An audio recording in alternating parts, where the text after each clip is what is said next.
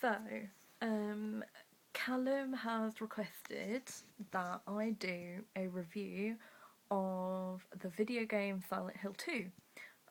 Just because I played it through recently and I love that game. And obviously, the HD collection has just come out. So, let me get cracking because there's quite a bit to say. I'm just going to take it like step by step. And first of all, I want to talk about the actual story itself. Now, I'm not going to go into too much depth because, one, as insane as it is, I really don't want to use too many spoilers in case, people haven't ever played it and they're watching thinking, well, I'll just see what it's like or whatever. And I also don't want to go waffling on, which I'm already doing. So, okay, so we've got the story. First of all, it's original.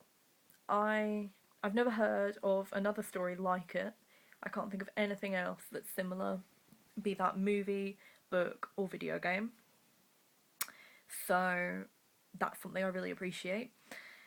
Um, it's psychological. It's not just gory or something jumping out at you and, making you jump out of your skin. It's not just a shooting game. There's proper reasons behind everything, and I really, really appreciate that. It's gripping. You see a cutscene and you think, you know what, I'll just play one more chapter and then I'll come off it. Then you see another cutscene, and before you know it, you've been playing for 6 hours and you don't even know what time it is anymore. It makes you ask questions. Within the first few seconds after the very first cutscene, you're sat there saying, why? Why? Why is James there? What is this about Mary's letter?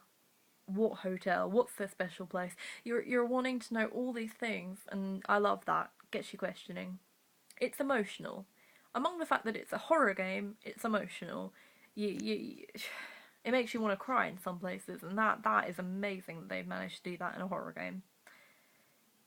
If I have to criticise it in some way in terms of storyline, probably the fact that it is slightly slow. Like at the start, there's not very many cutscenes, but to be honest, you're so desperate to know like when the next cutscene's gonna be that you kind of just push through that. So it's all good. Next thing I want to talk about are the characters. Well, first of all, I really love how every character has their own unique story. It's despite the fact that you don't get to know the other people in it too much, you still feel an attachment to them, and that's what's really important to me, is that you actually do feel attached to who you're working with and such. Um, Also, a lot of the characters, I feel, it's all about interpretation, how the gamer themselves interprets them. There are a lot of open-ended things, things that aren't really ever explained or answered, and I really appreciate that because you can come to your own conclusions, and I have really different theories to, for example, to Calum who's requested this. I've got different theories to him, but it's all about that, getting people talking, and I just love that a game could make you do that. Um, and I love how even the characters who annoy you, because I found that loads of characters quite irritated me, you even root for them. You even think, come on, live, don't die out on me. So I love that. I thought that everyone was really easily relatable, very easy to connect with, and I just really like all the characters in this game, and I just think that's so important because if you don't feel connected to a character, you're not going to connect to the game or the story, really. So I don't really have a critique for the characters. Music, perfect for the atmosphere. I mean, there's a piece of music to suit every situation, and everything was placed completely perfectly. And for that, I would not change any of the actual music. I love how there are certain places, certain rooms that you go in, and the music is so scary that you literally think there has to be a demon that James has missed that's behind us, and you're checking and you're thinking, oh god, have I missed a demon? And it's not. It's purely the music there to make you paranoid. And I love that. It properly creates paranoia and dread, and I love it. Okay, Sorry, just like adjusting this camera. Okay. So there's the locations. Okay, well, there's not too much I can really say about that. I mean, they're creepy, you know? That's all that was really needed for Silent Hill. You know, they're creepy, they're foggy, they're, you know, they make you uneasy, and that's what is important, really. I guess that's my least favourite aspect, though, the locations, because purely because I found the maps quite difficult to read sometimes. Like, at the start, they're really easy when you're, you know, going around the town and you're going around the apartments, everything's all labelled, and the later you get, the less things are labelled. Like, the prison, for example, is just a fucking bitch, excuse my language, but it is. It's so hard to get around because you're thinking, why is everything just unnamed? But, I mean, cheat a bit, use a walkthrough, and you'll get through it. It's fine. Okay, the monsters. I love them so much because they're not just scary. Like, they're there for a really good reason, you know? They're actually there for a reason, and I think that is the coolest thing ever, because not only do they make you shit your pants, but they all serve a purpose, and I just, wow, come on, what other games do that? You know, most games are just creepy, you know, for the sake of being creepy. I mean, one of my other favourite horror games is Project Zero, and I love them so much, and all the monsters do have their own, well, the ghosts, they do have their own stories, but not like this. They're not like connected to the main characters, and I just think that is like the coolest thing, and that's so unique to Silent Hill. You know, that all these monsters are kind of here because of James, and kind of because of Angela as well, which is weird. Really want to take a second here to talk about the bosses. I really love how every boss scene, every single boss fight that you have is really, really scary, and I really want to just briefly go into that. The very first boss fight you have is Pyramid Head, and you don't actually kill him, um, you kind of just run from him several times. Literally run from one end of the room to the other while he kind of swings his knife at you. That is just shit your pants terrifying, because you've encountered him previously before. He raped mannequins in front of you, which is the creepiest thing in the world. So you have encountered him, but this is the first time you come face to face with him, and I suppose that's a really big moment because of what Pyramid Head represents to James, which, just in case there is someone watching this that hasn't played, I'm not going to go into detail, but yeah. So, that first boss scene, petrifying. Then, Laura locks you in with the hangers. They are creepy little buggers. They're not so much scary, they're just really difficult to fight because they swing around on the ceiling, you don't know where they're kind of coming from, so you're kind of thinking, are they going to hit me? Like, and their attacks are really weird and horrible, so that's quite creepy. Um, there's Abstract Daddy, come on. I mean, nothing could be as creepy as that.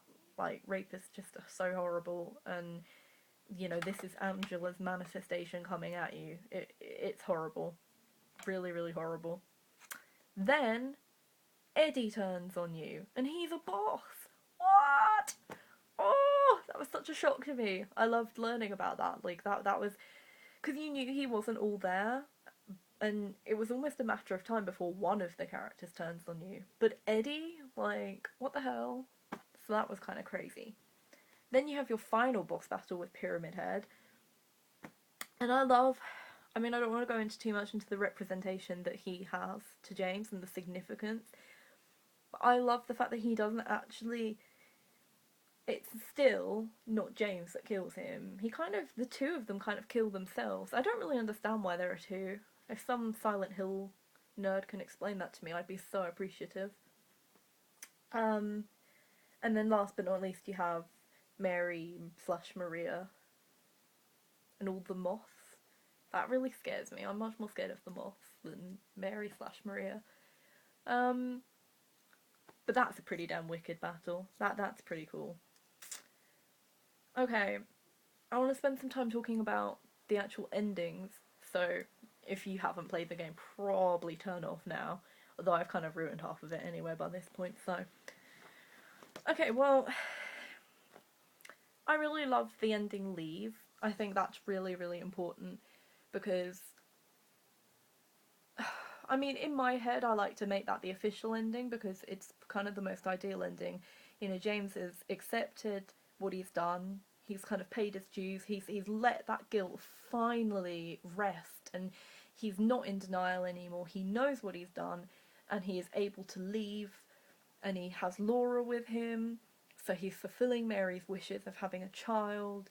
It's a beautiful ending, really. It's not. It's sad. There are lots of sad things, you know, but it's the most ideal ending that you could expect from something like Silent Hill. So I love that ending. It's definitely my favourite. It's just perfect, really.